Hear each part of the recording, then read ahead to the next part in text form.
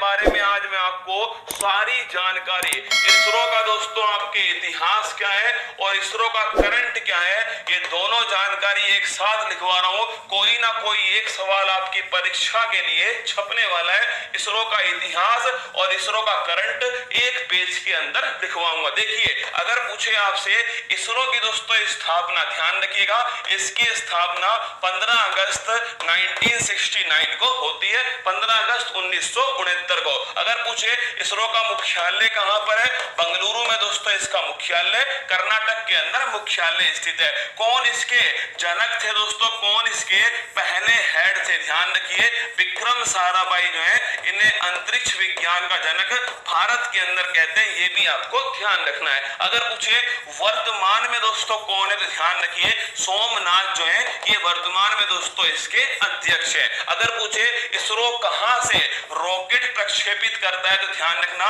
सतीश धवन अंतरिक्ष जो केंद्र है, यहां से भेजता है, सतीश धवन अंतरिक्ष केंद्र। और ध्यान रखना दोस्तों ये कहां स्थित है, श्रीहरिकोटा के अंदर स्थित है। और श्रीहरिकोटा कहां पर है, आंध्र प्रदेश के अंदर स्थित है। अगर मैं पूछूं आपसे कि इसकी जो दोस्तों जो मुख्य नियंत्रण जो इकाई है वो कहां पर स्थित है, हासन के अंदर, ध्यान रखिएगा। अगर पूछा जाए आपसे जो मेन फैसिलिटी जो सेंटर है वो दोस्तों कहां, हासन में। हासन दोस्तों कहां पर है, कर्नाटक के अंदर। और अभी हाल ही में भोपाल में भी दोस्तों इसकी जो इकाई है उसकी स्थापना हुई है, ध्यान रखिए। जो कंट्रोल दोस्तों मास्टर कंट्रोल यूनिट है वो हासन के अंदर है, उसी की इकाई कहां पर स्थापित हुई है, भोपाल के अंदर दोस्तों स्थापित हुई है। ये आप सभी को ध्यान रखना है। अब देखना इसरो ने दोस्तों अपना जो पहला, अगर पूछे भारत का पहला दोस्तों सैटेलाइट कौन सा है, उसका नाम है आर्यभट्ट। कौन सा है, भारत का पहला उपग्रह पूछे आपसे,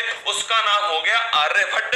अगर मैं पूछूं आपसे इसरो ने दोस्तों सन 2022 में कौन कौन से उपग्रह प्रक्षेपित किए, तो नोट करना, पहला दोस्तों उपग्रह भेजा, पहला रॉकेट था PSLV C-वामन, नोट कीजिएगा, PSLV C-वामन के द्वारा EOS-04 जो है इसको प्रक्षेपित किया गया। नोट करना, PSLV C-वामन के द्वारा किस सैटेलाइट को भेजा गया, अर्थ ऑब्जर्वेशन सैटेलाइट, पृथ्वी अवलोकन गृह, ध्यान रखिए, पृथ्वी दोस्तों पृथ्वी अवलोकन उपग्रह 04 को प्रक्षेपित किया गया।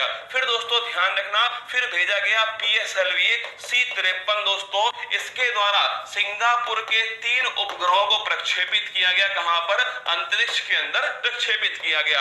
फिर लिखिएगा, फिर दोस्तों आपके एरियन 5 एक रॉकेट है, इसके द्वारा GSAT-24 जो है इसे प्रक्षेपित किया गया। और ये दोस्तों ध्यान रखिए कोरू फ्रेंच गुआना से प्रक्षेपित किया गया। और इसे GSAT-24 जो है ध्यान रखना, इसको किसको किराए पर दे दिया, टाटा कंपनी को इसे किराए पर दे दिया। चौथा दोस्तों लिखना, चौथा अभी 2-3 दिन पहले दोस्तों 7 अगस्त वाले दिन, मतलब परसों के दिन दोस्तों ध्यान रखिए, कल के दिन एक नया सैटेलाइट लॉन्च हुआ SSLV के द्वारा।